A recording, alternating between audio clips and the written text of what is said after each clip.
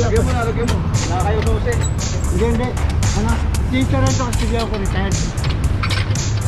So ito na yun. Retired police. Kaya ito na. Sa inyo ba to? Oo, ayun. Susi. Ang sabi. Kasi nilang gisna, ang kinagisna nilang dati, pwede tayo magparada kung saan. Ayan ang ating team leader, Sir Mendoza. Thank you po. Sir, mabuhay ka. Mabuhay ka rin, God bless. Yes, salamat.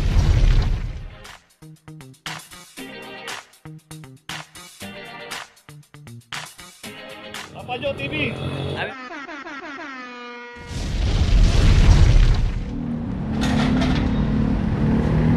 Location natin, G. Tuason, corner Lacson Avenue.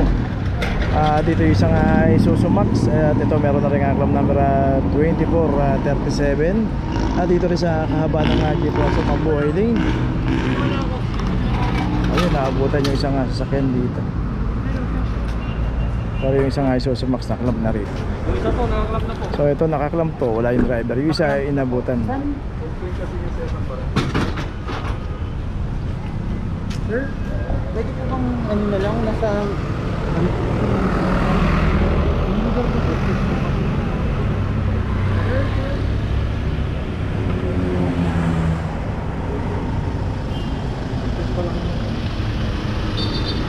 So alanganin po kasi rito mag-park. At saka mabuhay din po. Sana dito itong Geronimo Street, secondary road po yung Geronimo Street. Pwede naman tayo magparada. Kaso sa ngayon, road course ginagawa tayong Geronimo Street. Hanap na lang po tayo ng ibang paradahan.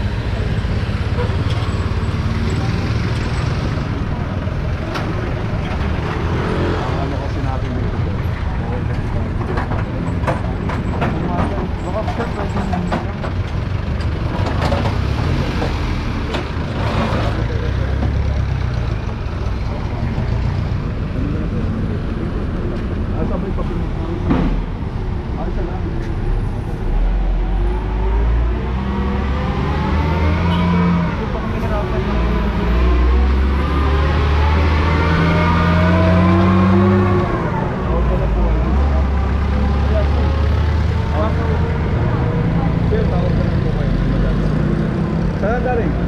Okay, tuloy na po tayo.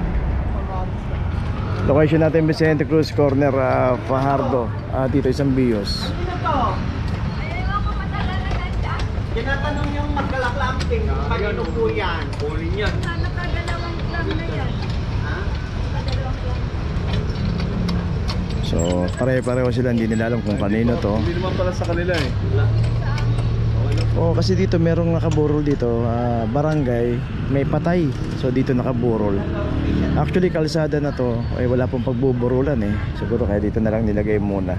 So tinanong naman muna kung sa patay to ano, para paalisin nila. Kaso wala talaga yung may-ari, iniwan na lang dito. Ganda ng parada niya. 2440. Nakalilim siya. Di ba ito naman yung nakaraan? Opo ma, opo. Hindi pa nagkanda. Ayun, sabi nga nila, ito rin yung nakaraan na clamp pero hindi pa rin nagtanda. Hindi talaga marunong magtanda. Okay, tuloy po tayo. O, sa susi mo. Ayaw mo sa Wala siya. Lagyan mo na, lagyan mo. Wala kayo susi. Hindi. Ano? Sisa rin ito kasi di ako retired. So isa lang, retired police. Ayun sir, Oo. Kaya isa na, parang... sa inyo ba to? Oo, ayun, susi. Ang sabi. Naiwan ko, nagkape ako sa labas eh. So retired police pala siya, isang Hyundai Tucson 2437. Pasensya na tayo. Ano lang natin sa office ko siya, magpakilala na rin tayo. Hindi ay. Retired police.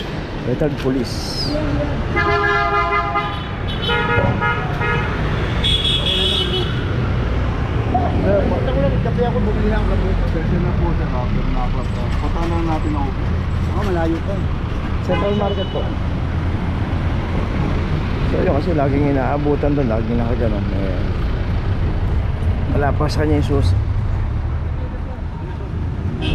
Ayun si kuya, sinakyan pero ano, Blooming Street Extension, corner G. Tuason. Si Kuya tumakbo rito, walang tsinelas, aalis na. 23-2408 at dito pumarada sa paboritong paradahan, Center Island ng Blumentritt Extension.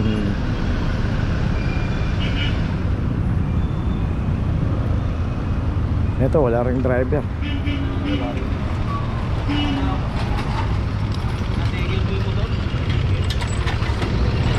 Honda Civic. Kaya walang driver, walang helmet. 2340. Center Island dito mga nakparada rito. Ayun, pinapalisan ni team leader dito.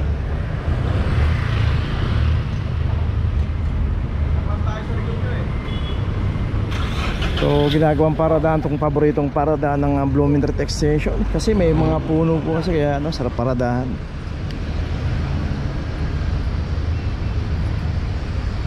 Paano ka makakalis kuya? Wala kang tsinelas.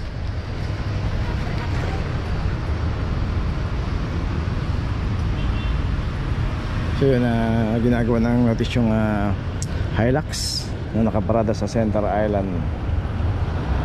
So ayan, nakita natin, ito na yung sign is no parking towing zone.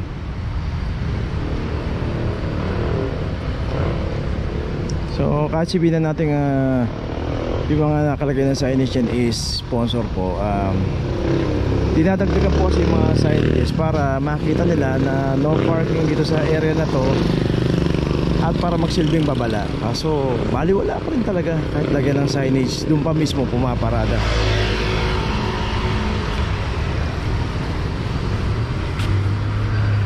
Itong Honda Civic, ito meron na notice sa kayong Hilux, meron na rin. Tuloy na po tayo. Location natin, Dapitan Street, corner Asturias. Dito isang Honda City. Ayan, makita natin yung pinarada ng Honda City nandun sa tapat ng signage, no parking. Dito rin sa kahabaan ng Dapitan, hindi po pay parking to, hindi secondary road, mabuhay na po ito. So kung paparada tayo, matatagalan tayo. Nandiyan po yung Asturias Street, yung Asturias. Nandiyan po yung Concepcion, Navarra, Santander Street. Ang dami pong pay parking dyan. Effort lang po tayo kung may mga pupuntahan tayo dito. Effort lang tayo ng lakad para hindi po tayo mahuli o hindi tayo maklam. Lalo na kung medyo matatagalan tayo ng konti. So pag may nakita na rin tayo mga signage, magbasa lang po tayo ng konti para nakita natin no parking, wag po natin parada. Okay, tuloy na tayo. Okay, location natin, Bilibid Viejo, dito sa may tapat ng San Sebastian Church. At dito naman yung isang Bios ang naklam dito. 2318. So dito may nakaparada, may driver, maalis na rin po. Pero yung isang Bios dito, wala pong driver to kaya naklam. Bilibid Viejo. Alam mo na, sa Sebastian. Sa Sebastian Church. Ano na lang.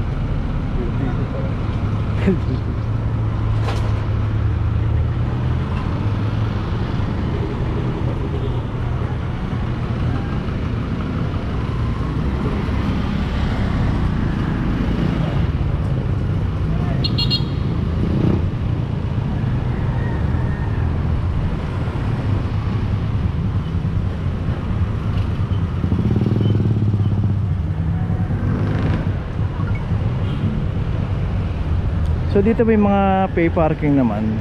Banda pa o doon, papunta doon sa may Bilibid Viejo. Ayan, may mga pay parking dyan. Dito yung pinaradahan kasi ng Bios, hindi po pay parking to. Sa unang-una po may simbahan po rito.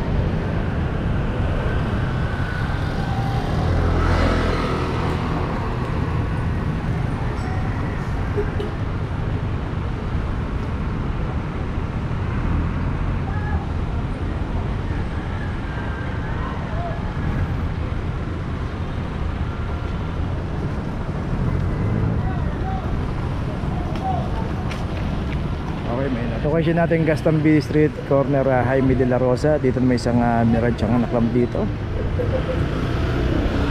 From number 2321 para sa Mirage. So yung isang sasakyan dito, yung Navara, yung meron driver, palis na rin. At dito rin kasi, dito yung Gastambi DSWD branch. Dito yung sasakyan nila, isang ambulansya ng DSWD, saka yung isang service ng DSWD. Dito po nakaparada. So okay lang naman yan kasi dito naman, kasi pag kailangan po yan, just in case na may mangyari sa loob na mayroong hinimatay yun, kailangan itakbo, naka-ready po yung sasakyan. So dito, bukod tangi lang naman silang nakaparada rito. Bukod isa pa yung isang palis na rin sasakyan na Nissan Navara. So yung Mirage ito meron ng notice. Tuloy na po tayo. Location natin, Bigara Street, corner San Anton. Dito naman sa tapat ng simbahan, Our Lady of Loreto. So dito, hala kasi na dito pag may pumarada, pwedeng pumarada rito. Yan nga, may nagagayahan pa.